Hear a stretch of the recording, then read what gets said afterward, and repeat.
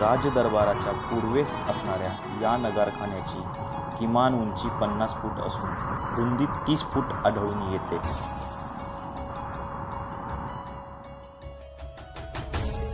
नगारखान्यावरील नक्षीकाम पाहता ते कोणी मुस्लिम कारागिरांनी घडवलेले दिसून येते.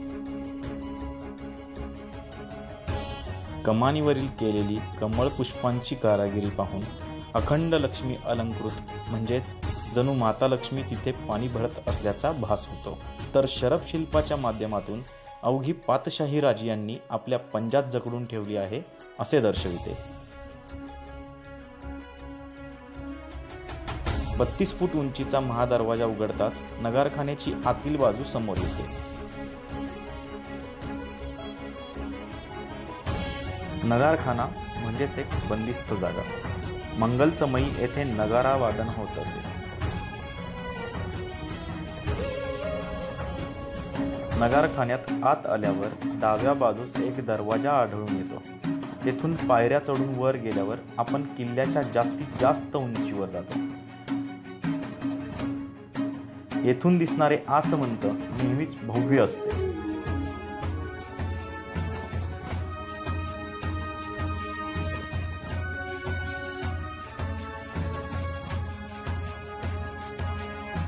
नगारखान्यातून आत आल्यावर 150 फूट लांब तर 70 फूट रुंदीचा राजदरबाराचा परिसर नजरेस पडतो.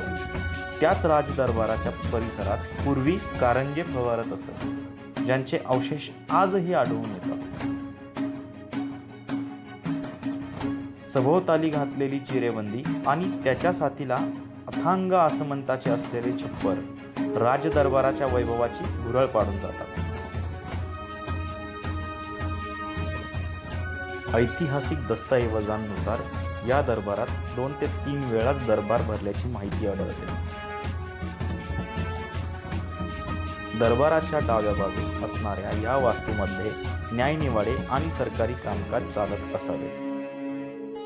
यवनी आक्रमणांतून होरपळून गेलेल्या रयतेला मुक्त करण्यासाठी राजियांनी याच गडावर आपला राज्याभिषेक करवून घेतला.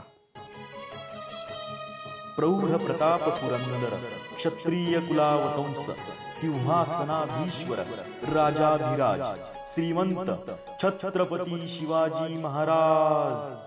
ही गारद याच चिऱ्यांनी, याच दगडांनी आणि याच इमारतींनी ऐकली. म्हणूनच आज या प्रसंगाला 350 वर्ष पूर्णत्वास गेली. तरी देखील या वास्तू राजांचा इतिहास जिवंत ठेवत आजही मोठ्या अभिमानाने उभ्या आहेत.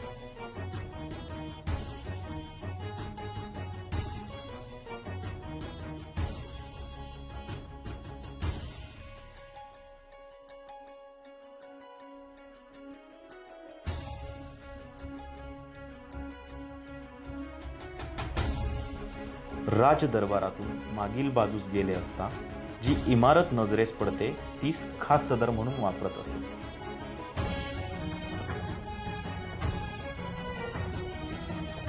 मुख्य मोहिमांच्या सल्लामसलती आणि महत्त्वाचे निर्णय यांचा याच खास सदरेतून अंमल केला जायचा.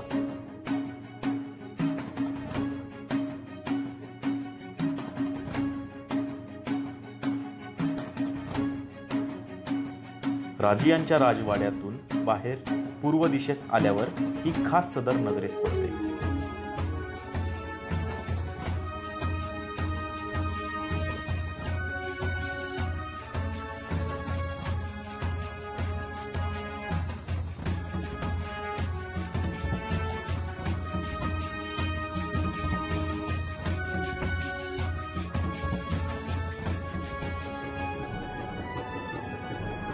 रायगडाचे हे राजवैभव पाहता पाहता आजही डोळे दिपवून टाकतात.